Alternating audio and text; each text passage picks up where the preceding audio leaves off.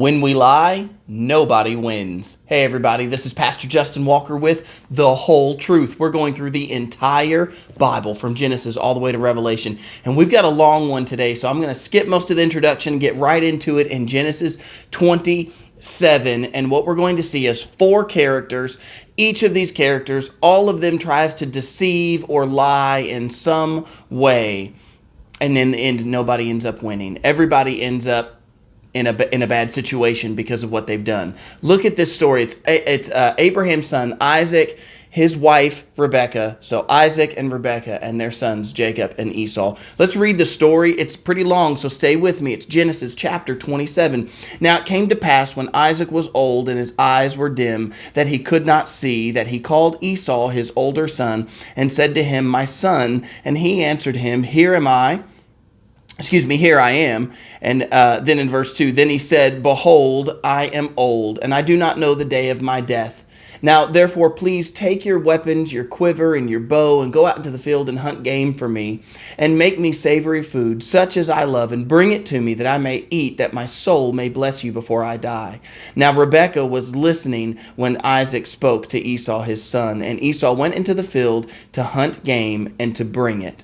Now, I'm going to stop there for just a moment, and we're going to address Isaac. What's wrong? Where was there any deceit in this story? If you didn't understand, Isaac is old. He says he doesn't know the day of his death. He calls his son Esau. Esau is a twin brother. There's Jacob and Esau. Esau, the older of the 2 twins.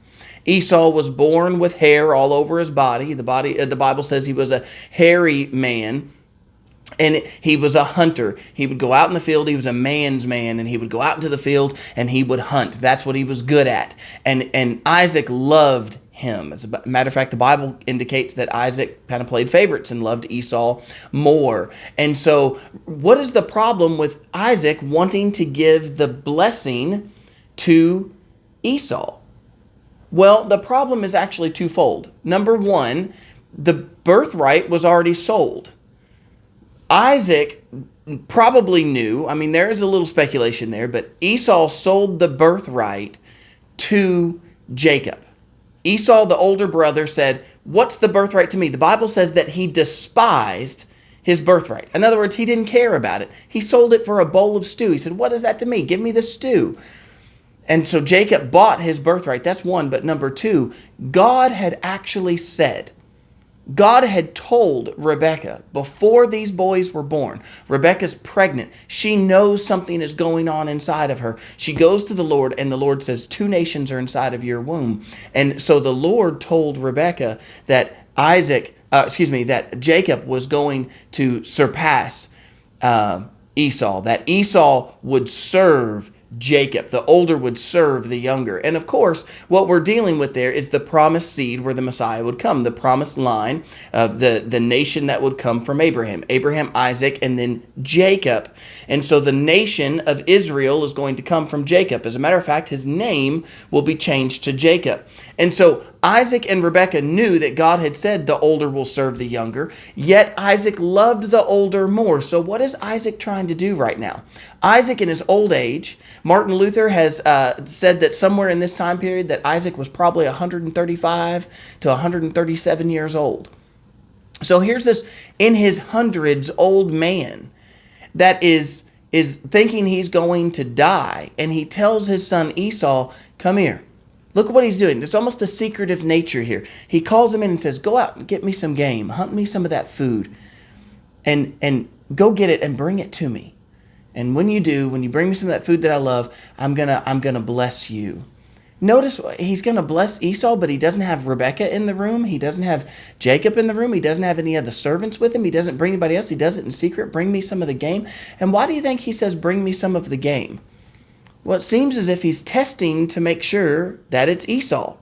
Well, enough about Isaac. Let's look at what happens with Rebekah in verse 5. Now, Rebekah was listening when Isaac spoke to Esau his son, And Esau went into the field to hunt game and to bring it. And in verse 6, so Rebekah spoke to Jacob, her son, saying, indeed, I heard your father speak to Esau, your brother, saying, bring me game and make savory food for me, that I may eat it and bless you in the presence of the Lord before my death. Now, therefore, my son, obey my voice according to what I command you.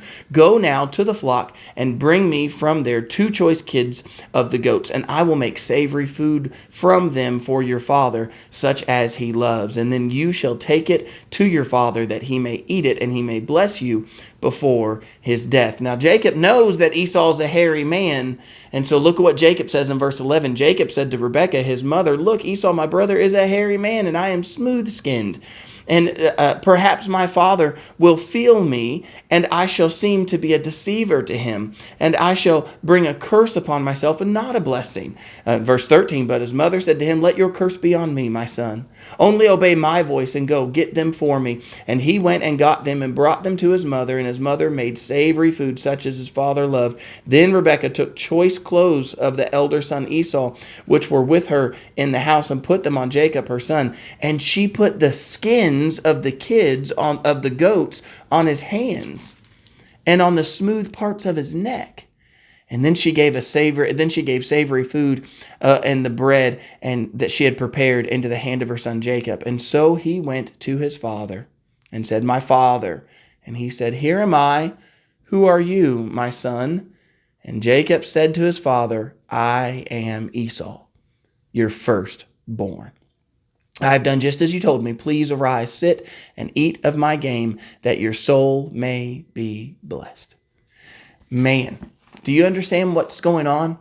I hope you're keeping up with the story. I know I'm doing a lot of reading there, but I hope you're keeping up. So we went from Isaac. Now we kind of focused in on Rebekah for a moment, and we saw that Rebekah overheard the conversation between Isaac and Esau. Isaac is sneaking around trying to get the blessing to Esau when he knows that Esau sold the birthright to Jacob. He's trying to get the blessing to Esau when he knows that God had said differently, and yet he's trying to get the blessing to him. And I'm going to address the blessing here in a moment when we read it. But for now, just know that now we're going to deal with Rebekah. Rebekah goes and she's deceitful. She runs to Jacob. She says, Jacob, hurry. While he's out hunting, go get me a couple of lambs. I'm going to slaughter the lambs, butcher them, fry them up, and make savory food just the way your father likes it. You're going to take it to him and pretend to be Esau and get that blessing.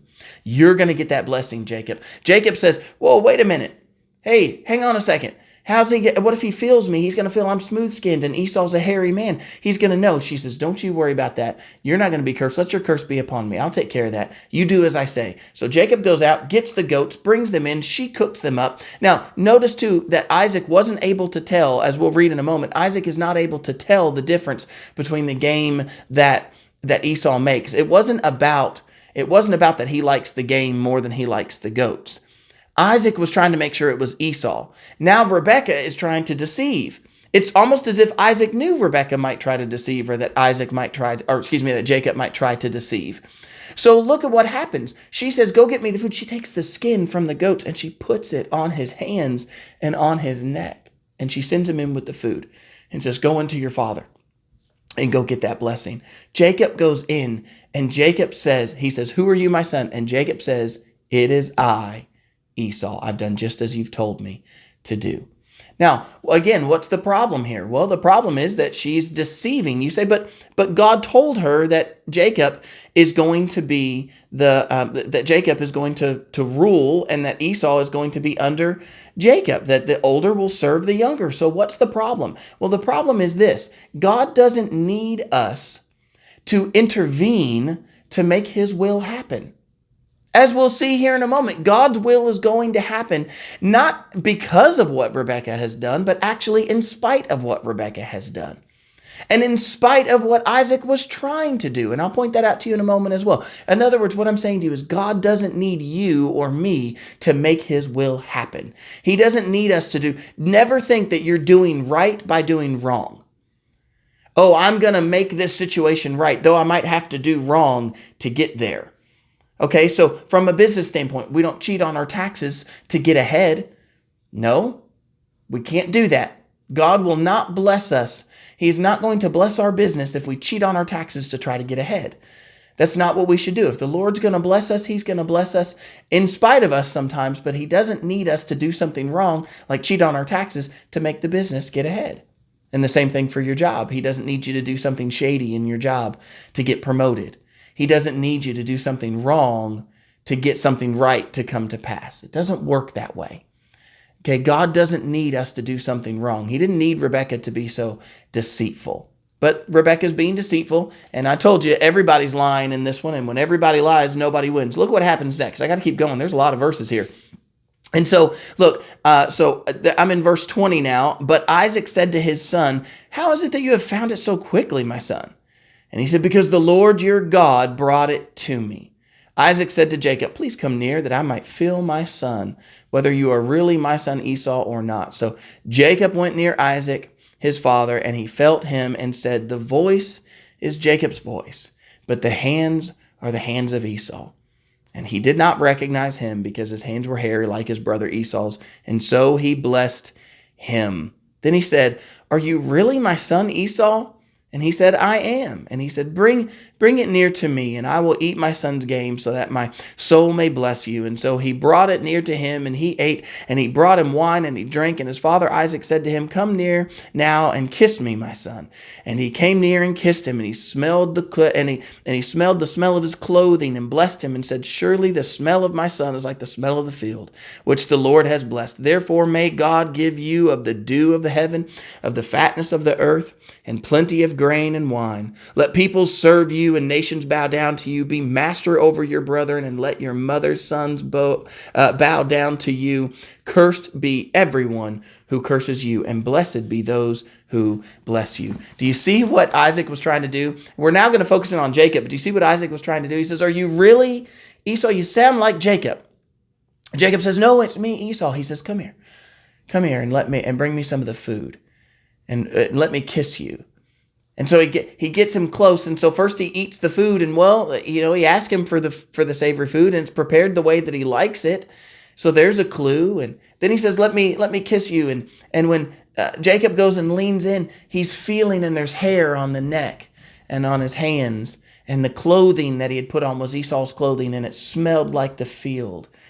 And so Jacob literally lied. Specifically lied, said, "I am Esau," assured him over and over that he was Esau, and went in and tricked him with this clothing that was on him. What's the problem with that? Jacob's probably heard this, that the older is going to serve the younger. Jacob bought the birthright, even though it was for a bowl of stew. He bought the birthright. What is the problem?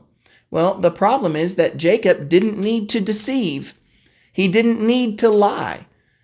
He didn't need this. I want you to think about what happens. Isaac gives him this blessing. They're treating this blessing as if there's some magic in this blessing that's going to usurp the authority of God. God has said something was going to be. God has decreed something was going to be. We didn't need deceit. It's not magic in the words. It's power in the word of God. Do you understand the difference there? Okay, this is what's happening here is they're treating it as if that whoever Isaac gives this blessing to, that son is going to somehow usurp the authority. But that is not the way that it's going to go. God had said the older would serve the younger. So even though Isaac is trying to get it to Esau, even though he knows better, and even though Rebekah and Jacob are trying to deceive to try to get that blessing, they don't need to. They didn't need to do that. It was going to be the way God had said it was going to be, regardless of what man had done. Isaac was ignoring all the things that Esau had done. Let's get to Esau now. Look, Isaac just gave Jacob the blessing. This was the blessing. If you say, what do you mean give him a blessing? This is it right there. Verse 28, "Therefore, my son, may God give you the dew of the heavens and the fatness of the earth and plenty of grain and wine. Let people serve you and nations bow down to you. Be master over your brethren, and let your mother's sons bow down to you. Cursed be everyone who curses you, and blessed be everyone who blesses you." So Isaac did what was right. He gave him the blessing. There's nothing wrong with that. I am not saying that he should not do that. What I'm saying is you can't usurp the authority of God. You can't take away what God had decreed and change it somehow. What God has said will be. Do you get that? What God has said will be. You can't change it of your own. Well, so look at what happens with Esau. Verse 30, now it happened as soon as Isaac had finished blessing Jacob. Jacob had scarcely gone out from the presence of Isaac his father, that Esau his brother came in from his hunting. And he also made savory food and brought it to his father and said to his father, let my father arise and eat his son's game, for your soul may bless, that your soul may bless me. And his father Isaac said to him, who are you? And he said, I am your son, your firstborn Esau. Then Isaac trembled exceedingly and said, where is the one who hunted game and brought it to me? I ate all of it before you and came, and I have blessed him, and indeed he shall be blessed. When Esau heard the words of his father, he cried with an exceedingly bitter cry, great and bitter cry, and said to his father, bless me also, O my father. But he said, your brother came with deceit and has taken away your blessing. And Esau said, is he not rightly named Jacob? For he has supplanted me these 2 times. He has taken my birthright, and now he has taken away my blessing. And he said, have you not reserved any blessing for me? Then Isaac answered and said to Esau, indeed, I have made him your master and all his brethren. And I have given him as servants with grain and wine. I have sustained him. What shall I do now for you, my son? And Esau said to his father, have you only one blessing, my father? Bless me also, O my father. And Esau lifted up his voice and wept. And then Isaac his father answered and said to him, behold, your dwelling shall be of the fatness of the earth and of the dew of the heavens from above. By your sword you shall live, and you shall serve your brother. And it shall come to pass when you become restless, that you shall break his yoke from your neck. Wow. Esau comes in. Excuse me, I had something right there. Esau comes in, and when Esau comes in, he's shocked. He comes in and he says, sit up and eat. Of course, Isaac says, who are you? Esau says, it's me, your firstborn. You said you were going to bless me. Rise up, eat. Let's do this blessing thing. And Isaac says, you're Esau? He checks him, and then it's this verse right here. He said to him, who are you? And he said, it's your firstborn Esau. And in verse 33, Isaac trembled exceedingly. Why would Isaac tremble? Did Isaac tremble because it was Esau, because he was scared of Esau? Did he tremble because he had given the blessing to the wrong son? No. Isaac is trembling because God just proved that no matter what Isaac tried, it wasn't going to go Isaac's way. It's going to go God's way. That's why Isaac says, what do you want me to do? It was decreed before you were born. And even though I tried here at 130 some years old, I am trying to give you the blessing. And still God's will was done. And so Isaac submits to it. He says, there's nothing I can do, Esau. This is obviously God's will. Esau's crying with a great cry. He says, is there nothing for me? Is there no blessing for me? Esau wrongly starts to accuse Jacob, and he says, he stole my birthright. First he took my birthright, and now he's taken my blessing. Now granted, the blessing, Jacob was deceitful to get the blessing, but Esau is wrong. He sold that birthright for a bowl of stew. Esau went and took wives of pagan lands, even though it grieved his parents. Esau despised his birthright. And of all that, now he wants the blessing. Now he wants the other side. May I point this out to you? You don't get to do that. You don't get to despise one part of what God has to offer and then turn around and want the blessing on the other side. It doesn't work that way. What was wrong with what Esau was doing? Esau was trying to sneak in and get the blessing as if he's the older son, but he sold the birthright.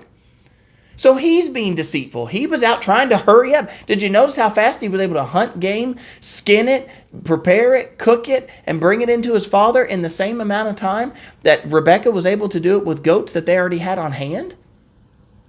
Think about that. She was able to take animals they already had on hand and prepare them in the time that he hunted it and prepared it. Jacob barely got out of there. So Esau was hurrying because Esau wanted to get that blessing. Esau wanted the blessing, but he didn't want what was with the blessing. He didn't want what came before the blessing. I say the same to you. God has a blessing for you, but you have to accept the whole thing. I got to finish up this video. It's got to be 20 minutes by now. I can't see a timer, so I have no clue. Read the rest of it with me. Verse 41, so Esau hated Jacob because of the blessing with which his father blessed him. And Esau said in his heart, the days of mourning of my father are at hand, and I will kill my brother Jacob. And the words of Esau, her older son, were told to Rebekah. And so she sent and called Jacob, her younger son, and said to him, surely your brother Esau comforts himself concerning you by intending to kill you. Now therefore, my son, obey my voice. Arise, flee to your brother Laban in Haran, and stay there a few days until your brother's fury is turned away, until your brother's anger is turned away from you, and he forgets what you have done to him. And I will send and bring you from there. Why should I be bereaved also of you both in one day? And Rebekah said to Isaac, I am weary of my life because of the daughters of Heth. If Jacob takes a wife of the daughters of Heth like these who are the daughters of the land, what good will my life be to me? Whew. This story ends with Esau's ready to kill Jacob. So Isaac was trying to be deceitful. Esau was trying to be deceitful, trying to get the blessing for himself. Rebekah deceived Isaac to get the blessing for Jacob, and Jacob went along with it and lied. Everybody's deceiving. Everybody's lying. Everybody's doing wrong. And here's where we end up in the story. Esau's so mad he's ready to kill his brother. Isaac has realized that he was trying to go against the Lord. Jacob is now going to flee to Laban. He's told to stay there a few days. He'll be there for more than 20 years. Rebekah will never get to see Jacob again. The Bible said that she loved Jacob. She'll never get to see Jacob again. The next time Jacob will meet up with his brother Esau, he thinks his brother still wants to kill him. He lives in fear for the next 20 years, more than 20 years of his life, thinking that Esau wants to kill him. Nobody wins when they all lied. And here's the worst part of all of it. They didn't need to. The will of God was going to be done regardless of what these four did in this story. Don't let your mind play tricks on you and think that you need to somehow get the will of God to go through. God will perform his will. Put your faith and your trust in him, and he will take care of you. All right, everybody, I hope you enjoyed today's video. Sorry for the length, but I wanted to get that whole chapter in one shot. And so tomorrow we'll be in Genesis chapter 28. I'll see you then.